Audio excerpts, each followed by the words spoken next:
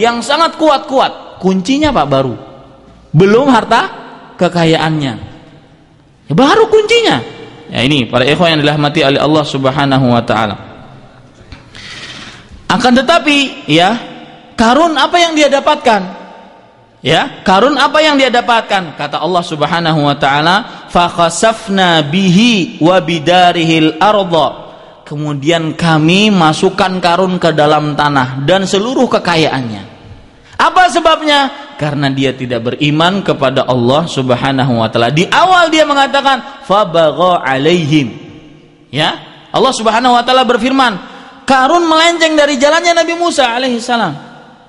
Ini sebabnya kenapa Qarun ya bukan termasuk orang yang sukses. Meskipun dia kekayaannya melimpah ruah, simbol kekayaan dunia, tetapi dia tidak termasuk orang yang sukses. Bahkan Rasulullah sallallahu alaihi wasallam menyatakan, orang yang meninggalkan salat, wa man lam yuhafiz 'alaiha laisa lahu nur wala burhan wala najah. Barang siapa yang tidak menjaga salat, maka tidak mempunyai cahaya, petunjuk, kemudian keselamatan. Ya, wa yaumal qiyamati ma'a Qarun. Pada hari kiamat bersama Qarun, Fir'aun, Haman dan Ubay ibnu Khalaf. Ya, berarti tempatnya Qarun yang melimpah ruah kekayaannya di mana? Bersama siapa? Fir'aun. Ya, Fir'aun, Haman dan Ubay ibnu Khalaf. Tidak ada manfaatnya, bukan yang sukses berarti. Di mana terutama di saat sekarang ini, kesuksesan orang melihatnya, standarisasi orang itu sukses kalau sudah jadi diplomat, kalau sudah ngomong di televisi, diwawancarai, terkenal di mana-mana, public figure. Ya, public figure akan tetapi suka jual aurat sama aja. Ya, bukan orang yang sukses. Gaji dengan sekian, kemudian jadi pegawai dengan pangkat tinggi jadi direktur. Bukan orang yang sukses, bukan standarisasi kesuksesan menurut Al-Quran dan menurut Rasulullah Sallallahu Alaihi wa ala alihi Wasallam. Ayat-ayat yang berkenaan dengan kesuksesan hampir sama dengan surat Ali Imran ayat 185 yang saya bacakan tadi.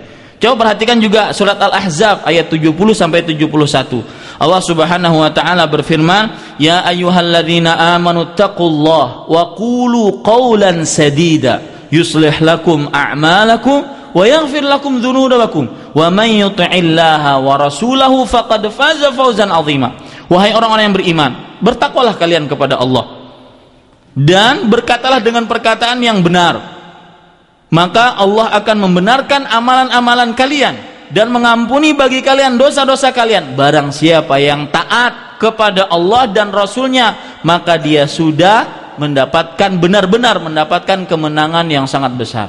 Ayat ini menunjukkan dengan jelas bahwasanya standarisasi kesuksesan di dalam agama Islam ketika seorang hamba taat kepada Allah dan Rasulnya. Meskipun kekayaannya termasuk orang yang menengah ke bawah atau menengah ke bawah ke bawah. Ya, hidupnya nggak pernah menengah ke atas, apalagi golongan tinggi nggak.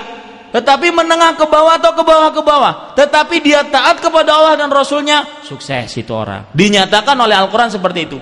Wa may yuti'illaha wa rasulahu faqad faza fawzan 'azima. Barang siapa yang taat kepada Allah dan Rasulnya, maka dia sudah sukses dengan kesuksesan yang besar.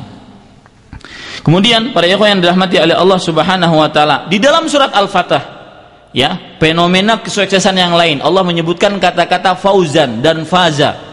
Surat Al-Fatah ayat 5, Allah Subhanahu wa taala berfirman, liyudkhilal mu'minina wal mu'minat jannatin tajri min tahtihal anharu khalidina fiha wa yukaffir anhum sayiatihim wa kana dzalika 'indallahi fauzan 'azima. Perhatikan, agar Allah memasukkan orang-orang yang beriman, laki-laki ataupun perempuan, pertama iman, kemana? Jannat, ke surga yang di bawahnya mengalir sungai-sungai, kekal mereka di dalamnya dan mengampuni dosa mereka. Dan Allah dan yang demikian itu di sisi Allah merupakan kemenangan yang besar, kesuksesan yang besar. Intinya para ikhwah sekalian dirahmati oleh Allah Subhanahu wa taala, kembali tadi kesuksesan ya menurut Al-Quran dan menurut Rasul Sallallahu Alaihi Wasallam dijauhkan dari api neraka dan dimasukkan ke dalam surga. Kemudian para ikhwan yang dirahmati oleh Allah Subhanahu wa taala,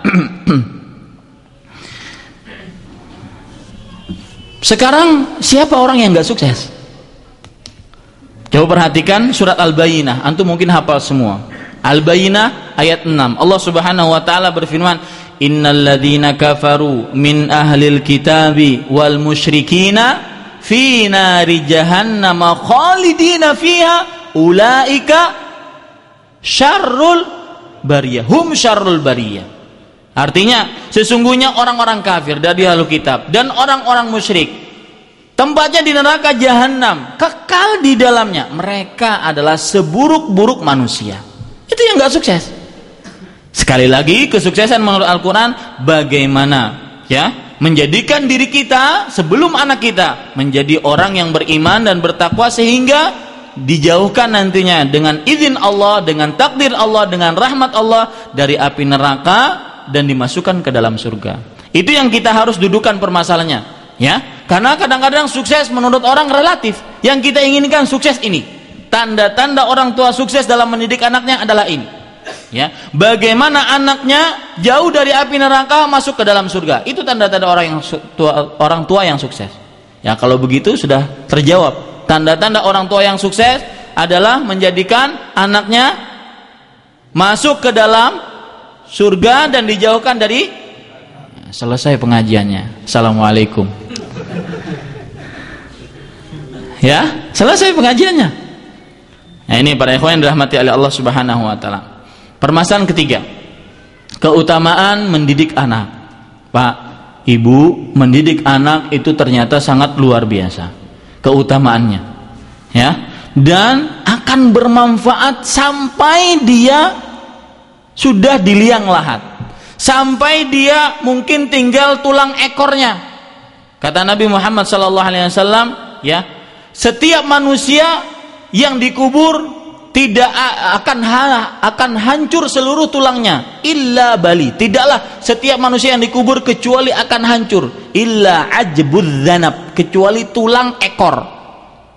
Ya, dari tulang ekor itu nanti Allah Subhanahu wa taala menurunkan hujan setelah tiupan sangkakala pertama, kemudian dari hujan tersebut, hujannya seperti air mani, kemudian mengena tulang ekor tersebut, akhirnya tulang ekor tersebut membentuk seperti tubuh seperti semula, seperti tumbuhnya bawang. Lalu tiupan sangkakala yang kedua, Allah Subhanahu wa taala membangunkan manusia. Ini para ikhwan yang dirahmati oleh Allah Subhanahu wa taala. Pada saat itu, ketika kita sudah hancur tulang belulang kita, tinggal ajbudz dzanab, kata Rasul sallallahu alaihi wasallam, hadis riwayat Muslim, ya. Pada saat itu kita masih dapatkan aliran pahala. Dari siapa? Oh, ternyata dari anak kita yang saleh, yang mendoakan kita. Mudah-mudahan anak kita menjadi anak-anak yang qurratu ain.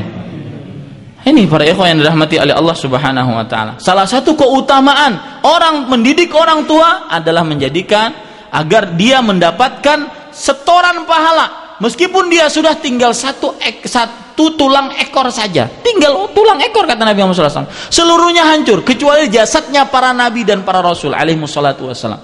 Karena Rasul sallallahu alaihi wasallam pernah bersabda, innallaha harrama 'alal ardi an ta'kula ajsadal anbiya. Sesungguhnya Allah mengharamkan atas bumi untuk memakan, ya, menghabiskan jasad-jasadnya para nabi. Sedangkan manusia biasa hancur, tinggal tulang ekor saja. Tapi pada saat itu dia mendapatkan setoran pahala dari anaknya yang soleh yang mendoakannya. Itu keutamaan anak yang soleh, keutamaan mendidik anak sehingga menjadi anak yang soleh. Ini keutamaan bagi para pendidik, bagi para orang tua. Ya, makanya jangan selalu merasa berat, ya, ingin bikin anak, aduh nanti gimana saya membiayainya? Cukuplah 2 aja, ya. Nanti gimana saya biayanya? Pak, Bu, yang jamin harta anak dan kehidupan anak bukan kita, tetapi Allah Subhanahu wa taala. Allah Subhanahu wa taala berfirman, "Wala taqtulu auladakum khasyata imlaq, nahnu narzuqukum wa iyyakum wa iyyahum." Janganlah engkau membunuh anak-anak kalian karena takut miskin. Kami yang akan memberikan rizki kepada kalian dan juga kepada mereka. Ini para ikhwan sekalian dirahmati oleh Allah Subhanahu wa taala. Maka jangan sampai kita tidak ikhlas dalam mendidik anak, karena keutamaan mendidik anak sangat luar biasa. Rasul sallallahu alaihi wasallam bersabda dalam hadis riwayat Imam Tirmidzi dari Abu Hurairah radhiyallahu anhu, "Idza matal insanu inqata'a amaluhu." Dalam riwayat Muslim, "Inqata'a anhu amaluhu illa min thalatha." Kecuali dari 3 perkara. Illa min shadaqatin jariyah, dari sedekah jariyah. Itu tidak akan terputus selama sedekah tersebut dipakai, maka pahalanya akan terus mengalir kepada dia asalkan dia ikhlas kepada Allah Subhanahu wa taala. Au ilmin yuntafa'u bihi, atau ilmu yang bermanfaat, yang diambil manfaatnya. Au waladin salihin yad'u lahu, atau anak saleh yang mendoakannya. Ini para ikhwah yang dirahmati oleh Allah Subhanahu wa taala. Keutamaan mendidik anak sangat luar biasa. Bahkan orang yang sudah masuk surga terheran-heran, kenapa dia bisa masuk surga, kemudian di surga diangkat derajatnya. Heran dia sampai dia bertanya kepada Allah Subhanahu wa taala, "Ya Rabbi, anna li hadza?" Ya Allah, kenapa aku bisa mendapatkan begitu banyak nikmat? Sudah masuk surga, diangkat derajatku di surga. Dan bapak-bapak dan ibu-ibu tahu bahwasanya surga itu tingkatan-tingkatan. Setiap tingkatan lebih mulia daripada tingkatan sebelumnya. Di dalam riwayat Imam Ibnu Majah, Rasul sallallahu alaihi wasallam pernah bersabda, "Innar rajula la turfa'u darajatuhu minal jannah." Sesungguhnya seseorang diangkat derajatnya dari surga. Fayaqul, "Anna hadza?" Kemudian dia mengatakan, kenapa aku bisa mendapatkan tempat seperti ini? Apa dijawab pada saat itu? Bistighfari waladika laka. Dengan istighfar anakmu untukmu. Anak kita yang minta ampun kepada Allah agar dosa-dosa kita diampuni oleh Allah Subhanahu wa taala. Ini keutamaan mendidik anak para ikhwan sekalian dirahmati oleh Allah Subhanahu wa taala. Kalau anaknya cuma 1, ya, atau anaknya cuma 2, yang doakan cuma 2 orang. Kalau anaknya 10, ya, yang doakan banyak. Loh, kalau anaknya 1 atau 2, semuanya memble. Siapa yang doain? Ya, kalau anaknya 10 masih ada alternatif lain. Ada opsi lain. Jadi bapak-bapak, ibu-ibu jangan takut. Ya, jangan takut punya anak banyak. Lowong yang jamin Allah Subhanahu wa taala, bukan kita. Ini para ikhwan yang dirahmati oleh Allah Subhanahu wa taala. Kemudian para ikhwan yang dirahmati oleh Allah Subhanahu wa taala, di samping mendidik anak menjadi anak yang soleh mendapatkan keutamaan dan merupakan kedudukan yang tinggi dalam agama Islam, ternyata kebalikan dari itu. Berbahaya dan sangat berbahaya apabila orang tua menjadikan anaknya, dia menipu anaknya dengan menjadikan anaknya, memberikan pendidikan kepada anaknya dengan pendidikan yang tidak benar. Perhatikan sabda Nabi Muhammad sallallahu alaihi wasallam, diriwayatkan oleh Imam Muslim dari Ma'qil ibnu Yasar radhiyallahu anhu.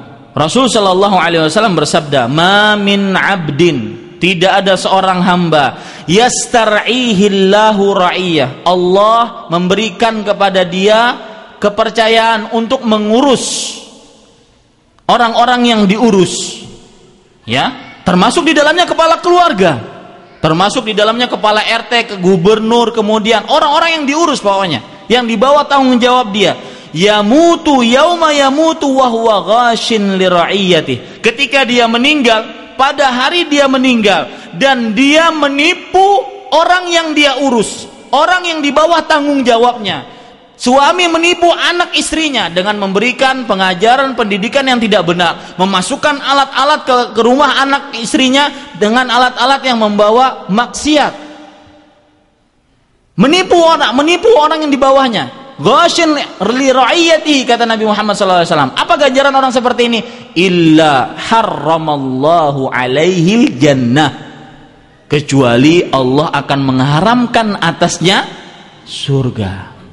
Hati-hati orang tua yang salah dalam mendidik anaknya, membiarkan anaknya atau memberikan pendidikan kepada anaknya dengan pendidikan yang salah. Dia akan diharamkan atasnya